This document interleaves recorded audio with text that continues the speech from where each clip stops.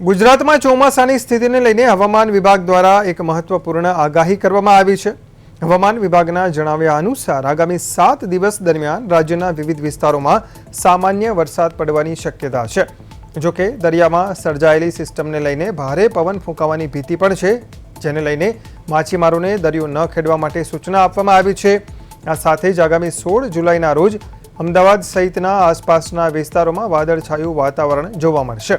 હવામાન વિભાગના સત્તાવાર આંકડાઓ મુજબ ચાલુ સિઝનમાં અત્યાર સુધીમાં રાજ્યમાં સરેરાશ 162.5 મિલીમીટર વરસાદ નોંધાયો છે. સામાન્ય રીતે આ સમયગાળા દરમિયાન રાજ્યમાં સરેરાશ 196 મિલીમીટર જેટલો વરસાદ પડતો હોય છે, જેની સરખામણીએ હાલમાં ગુજરાતમાં સરેરાશ 17% જેટલી વરસાદની ઘટ જોવા મળી રહી છે. વરસાદ ખેંચાવાને કારણે આંકડાકીય ઘટ સામે આવતા હવે જગતનો તાત સહિત સામાન્ય નાગરિકો પણ મેઘરાજાની ધમાકેદાર બેટિંગની चातक नजरे राह जोई रहा है.